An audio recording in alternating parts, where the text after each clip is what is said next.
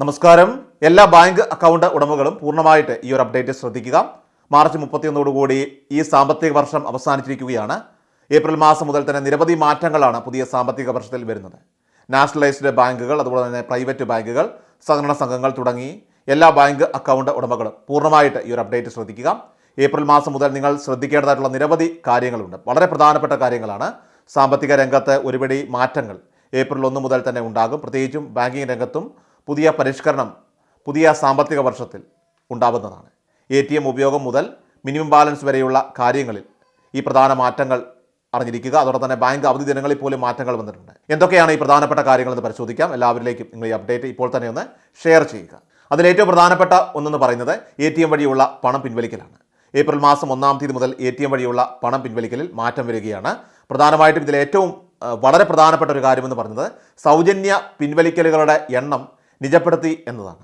April 1 മുതൽ മറ്റു ബാങ്കുകളിൽ നിന്ന് പ്രതിമാസം വെറും 3 സൗജന്യ പണം പിൻവലിക്കലുകൾ മാത്രമാകും അനുവദിക്കുക.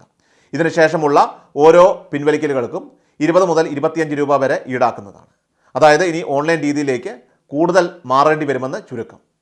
ഇനി അതുപോലെ തന്നെ മിനിമം ബാലൻസിൻ്റെ കാര്യത്തിലും ഇപ്പോൾ പുതിയ മാറ്റങ്ങൾ വരുത്തിയിരിക്കുകയാണ്. State bank of India, SBI, അതോടൊപ്പം തന്നെ Punjab national bank, Canara bank തുടങ്ങിയ ബാങ്കുകൾ മിനിമം ബാലൻസ് സൂക്ഷിക്കുന്നതുമായിട്ട് ബന്ധപ്പെട്ട നിയമങ്ങളിലൊക്കെ തന്നെ മാറ്റങ്ങൾ വരുത്തിയിട്ടുണ്ട്. ഇടപാട് നടത്തുന്ന ബാങ്ക് ബ്രാഞ്ച് ഇരിക്കുന്ന പ്രദേശവുമായിട്ട് ബന്ധപ്പെട്ടാകും ഇനി മിനിമം ബാലൻസ് നിശ്ചയിക്കുക. നഗരങ്ങളിൽ മിനിമം ബാലൻസ് തുക അത് കൂടുതലും, അതോടൊപ്പം തന്നെ ഗ്രാമങ്ങളിൽ കുറവുമായിരിക്കും. മിനിമം ബാലൻസ് കൃത്യമായി പാലിച്ചില്ലെങ്കിൽ പിഴയിലും വ്യത്യാസങ്ങളുണ്ടാകും. ഓരോ ബാങ്കിലും വ്യത്യസ്ത നിരക്കുകളായിരിക്കും പിഴ ഉണ്ടാവുക. അടുത്തൊരു പ്രധാനപ്പെട്ട കാര്യമെന്ന് പറഞ്ഞത് 2025 ഏപ്രിൽ 1 മുതൽ ഫോൺ പേ, ഗൂഗിൾ പേ, പേടിഎം തുടങ്ങിയ UPI ആപ്പുകൾ വഴിയുള്ള ഇടപാടുകൾക്ക് പുതിയ നിയന്ത്രണങ്ങൾ നിലവിൽ വരികയാണ്.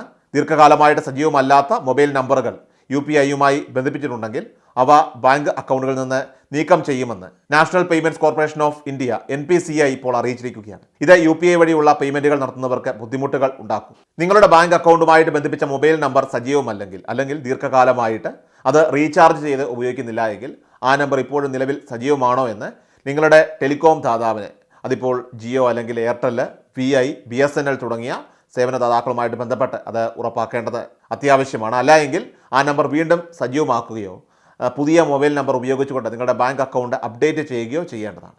ഉപയോഗമില്ലാത്ത മൊബൈൽ നമ്പറുകളുടെ വിവരങ്ങൾ എല്ലാ ആഴ്ചയിലും കൃത്യമായി പരിഷ്കരിക്കണമെന്ന് NPCI ബാങ്കുകൾക്കും UPI ആപ്പുകൾക്കും ഇപ്പോൾ നിർദ്ദേശം നൽകിയിരിക്കുകയാണ്. 2025 ഏപ്രിൽ 1 മുതൽ തന്നെ നിഷ്ക്രിയ നമ്പറുകൾ ബാങ്കിംഗ് സംവിധാനത്തിൽ നിന്ന് പൂർണ്ണമായിട്ടും നീക്കം ചെയ്യപ്പെടുന്നതായിരിക്കും. ഇനി അതുപോലെ തന്നെ മറ്റൊരു പ്രധാനപ്പെട്ട കാര്യമെന്ന് പറയുന്നത് പോസിറ്റീവ് പേ സിസ്റ്റമാണ്.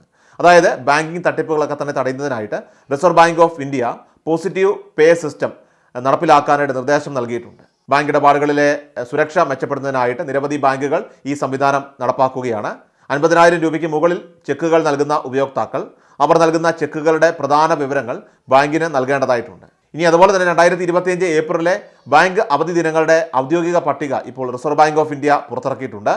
ഇതിൽ ശനി, ഞായർ ദിവസങ്ങളിലെ വാരാന്ത്യ അവധികൾ ഉൾപ്പെടെ മൊത്തം 15 ദിവസങ്ങൾ ബാങ്കുകൾ ഏപ്രിൽ മാസം അടച്ചിടുമെന്ന് അറിയിപ്പ് ഇപ്പോൾ വന്നിട്ടുണ്ട്. ഉത്സവങ്ങളെയും അതോടൊപ്പം തന്നെ ആചാരങ്ങളെയും ഒക്കെ തന്നെ ആശ്രയിച്ച് ഈ അവധി ദിനങ്ങൾ സംസ്ഥാനത്തുടനീളം വ്യത്യാസപ്പെടുമെന്ന കാര്യം കൂടി മനസ്സിലാക്കുക. കേരളത്തിൽ ഞായറാഴ്ചകളിലും 2-ാം ശനിയാഴ്ചയും 4-ാം ശനിയാഴ്ചയും ബാങ്കുകൾക്ക് അവധിയാണ്. ഇതുകൂടാതെ മഹാവീർ ജയന്തി, അതോടൊപ്പം തന്നെ അംബേദ്കർ ജയന്തി, ദുഃഖവെള്ളി, ബസവ ജയന്തി, വിഷു, അക്ഷയ തൃതീയ തുടങ്ങിയ നിരവധി പ്രധാനപ്പെട്ട ദിനങ്ങൾ ഈ ഏപ്രിൽ മാസം വരുന്നതിനാലാണ് ഇത്രയും അവധി ദിനങ്ങൾ വരുന്നത്.